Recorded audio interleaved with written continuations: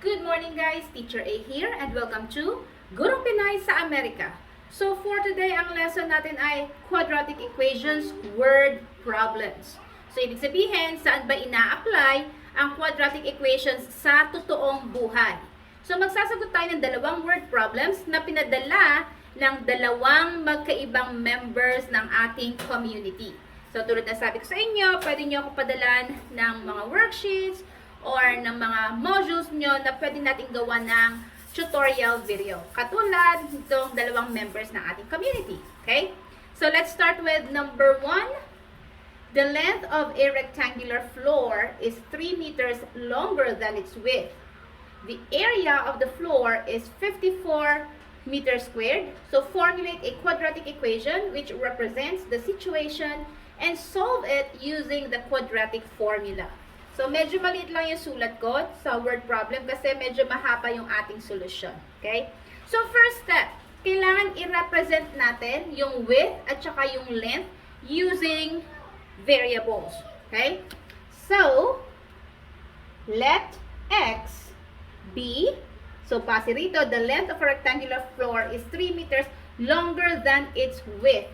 So, yung length niya nakabase sa width. So, therefore, si x natin yung ating width. Yan. And then, si length natin is 3 meters longer. So, ibig sabihin, kung x si width, 3 meters longer, so plus 3 ang ating length. Yan. And then, kunin natin yung equation.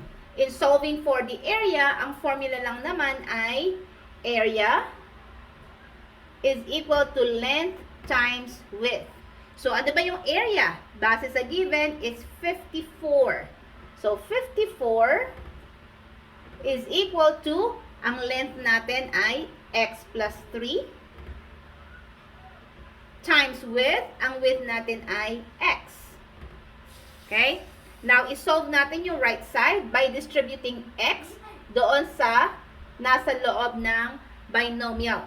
So, we have here 54 equals x times x ay x squared, x times 3 ay 3x. Yan. So, diba? Not yet. I-equate natin siya sa 0. So, this is 0 equals x squared plus 3x. Si 54, i-transpose natin sa kabilang side. So, positive magiging negative 54. So, therefore, ang ating quadratic equation ay 0 is equal to x squared plus 3x minus 54. Or pwede naman magkabaligtad. Pwedeng x squared plus 3x minus 54 is equal to 0. Pareho lang yun. Okay? Next, hindi pa tayo tapos. Kasi, ito pa lang yung ating quadratic equation. Ang sabi rito, isolve natin. Maraming solutions, maraming strategies na pwedeng gamitin, pero it's very specific dito sa problem natin na quadratic formula ang gagamitin. So, paano ba yun? Formula sa quadratic formula ay x, which is yung root, is negative b, positive negative, square root of b squared, minus 4ac, sobra, over 2a. Yan. So, ito yung formula natin. So, therefore, para ma-plug in yung mga values ng a, b, and c, kailangan kunin natin dito. Ano ba si a? Ano ba si b? At ano ba si c? So, based sa given, si a yung kasama ni x squared, wala tayong nakikita. That means that's 1. Si b kasama ni x, that's 3. Si C, walang kasama, yun yung constant term, and that is negative 54. Yan. So, meron na tayong values ng A, B, C. Therefore, i-substitute natin yung mga values dito sa mga variables na given. So, negative. So, copyan si negative sign. B. Ano si B natin? That's 3. And then, positive, negative. Square root of. B na naman. So, that's 3 squared minus 4, nasa formula, times A. Si A natin ay 1 times C, which is negative 54, over 2 times A. Ang A natin ay 1. Okay? So, solve na natin. Kopyahin si negative 3. I-solve yung nasa loob ng radical sign. Positive, negative, square root of. 3 squared means 3 times 3, and that's 9. And then negative 4 times 1 ay negative 4 times negative 54 ay positive 216. Over 2 times 1 ay 2. Solve natin to. We have negative 3, positive negative. 9 plus 216 ay 225. Over 2. Kunin natin ang square root ni 225. That's negative 3, positive negative 15. 15 times 15 ay 225. Over 2. Now, solve natin. Meron tayong dalawang roots. Paghihiwalayin si plus 15 at saka si minus 15. So, we have here negative 3. Ito yung una. Plus 15 over 2. And then yung pangalawa naman ay negative 3 minus 15 over 2. Solve natin isa-isa. Negative 3 plus 15 ay 12 over 2. This will give us 6. So, ito yung first root. Second root, negative 3 minus 15 ay negative 18 divided by 2. This will give us negative 9. So, alin sa dalawa na to ang sagot?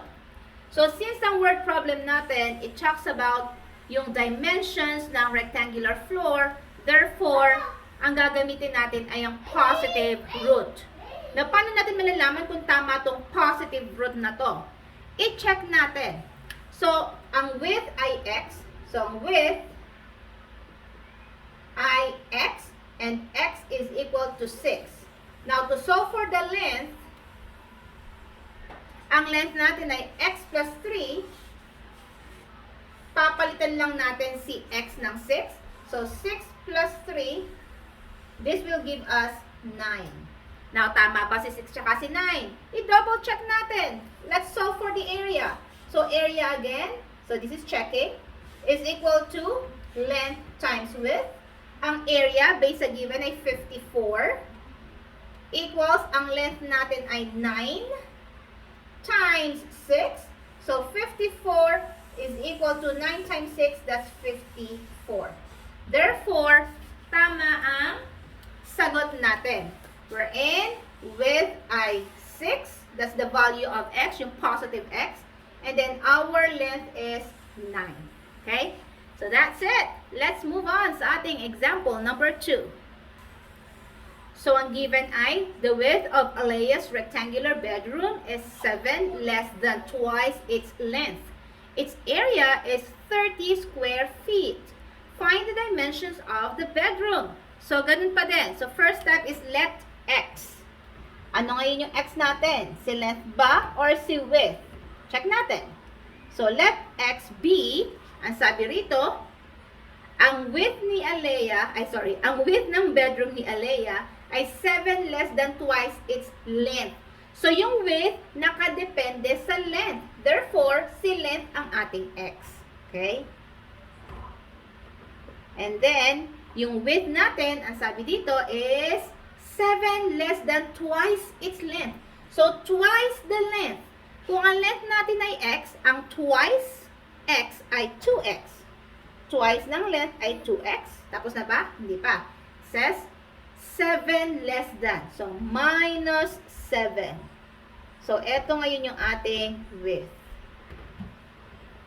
And of course, yung area natin ay 30. So, paano ulit kinukuha yung area? So, area is equal to length times width. Ang area natin, i-plug in natin yung mga values ay 30 equals, ang length natin ay x times, ang width natin ay 2x minus 7. Okay? So, kunin natin yung equation. I-distribute natin to. X sa 2x, tsaka sa negative 7. So, 30 is equal to, x times 2x ay 2x squared. X times negative 7 ay negative 7x. And then after that, i-equate natin siya sa 0. So, yung 30 ita-transpose natin siya dito sa kabila. So, magiging 0 na lang to is equal to 2x squared minus 7x, positive 30 na transpose, that will become negative 30. So, therefore, ito ang ating equation. Okay? Now, next step. Hanapin daw natin yung dimensions ng bedroom. So, that means we have to solve for x. So, ang given natin ay factorable naman siya. So, i-factor na lang natin para mabilis. So, again, quadratic equation is 0 equals 2x squared minus 7x minus 30. Again, pwede siyang 2x squared minus 7x minus 30 equals 0. Pareho lang yun. So, 0 equals, if factor out natin ang right side, factors ng 2x squared ay 2x and x. Gagamit tayo ng trial and error method para makuha yung factors. Factors ng negative 30, pwede siyang positive 6, negative 5. So, positive 6 times negative 5 ay negative 30. Paano ko malalaman kung ito yung tamang sagot? Multiply yung means. 6 times x ay 6x. I-multiply ang extremes. 2x times negative 5 ay negative 10x. Pag pinag-combine, this is negative 4x. Ito ba'y nasa middle term natin? Hindi. So, therefore, mali ang ating factors. Pagbalik rin natin. Lagay ko yung 5 dito. Lagay ko yung 6 dito. Okay? Burahin ko lang to. So, 5 times x ay 5x. 2x times negative 6 ay negative 12x. Pag pinag-combine ay negative 7x. Tama ba? Yes! So therefore, nakuha na natin yung factors. 2x plus 5 and x minus 6. So pag nakuha na yung factors, equate each factor by 0 para makuha yung value ng x. So we have 2x plus 5 equals 0. Yun yung first factor natin. And then yung second factor is x minus 6 equals 0. Solving for x, si positive 5 ililipat sa kabila. So, we have here 2x equals positive 5 nilipat, magiging negative 5. Para mawala si 2, divide both sides by 2. Cancel this out kasi 2 divided by 2 ay 1. Natira na lang si x, or 1 times x ay x. Equals, this is negative 5 halves. So, that's the first value of x. What about the second value? X minus 6 equals 0. So, x equals, i-transpose yung negative 6 sa kabila, magiging positive 6. So, therefore, x is equal to 6. Again, dalawa yung roots natin. Alin dito yung tamang sagot? Since we are talking of dimensions, definitely positive ang gagamitin natin. Now, paano natin malalaman kung si 6 nga yung sagot, si positive 6? I-check natin. So, si length, based sa ating representation kanina, siya si x, is equal to 6. So, para makuha si width, that's 2x minus 7. I-plug in natin yung value ni x, which is 6. So, magiging 2 times 6 minus 7. So, this is 2 times 6 ay 12 minus 7. Therefore, si width natin ay 12 minus 7 is 5. Now, tama ba ang sagot natin? Length is 6, width is 5. Double check natin. Find the area. Area is equal to length times width. Substitute the values of the variables. Ang A natin, ang area is 30 is equal to, ang length natin, base sa ating na-solve ay 6, times ang width natin ay 5. So, 30 is equal to, 6 times 5 ay 30. So, nag-equal sila. Therefore, ang length na 6 at ang width na 5 ay tama. Okay? So, that's it. Again, kung gusto nyo magpatulong sa inyong mga modules, sa inyong mga worksheets, sa inyong mga summative tests, kindly PM me, Gurong Pinoy sa Amerika by Teacher A sa aking FB page. Okay? So, that's it for today. Kung nakatulong ang aking video sa inyong lesson, kindly give me a like para i-share to the YouTube sa iba. And again, I am inviting you to please subscribe sa aking YTC, Teacher A, Gurong Pinoy sa Amerika, and also please like my FB page, same name. Okay? So, see you in my next video. Paalam!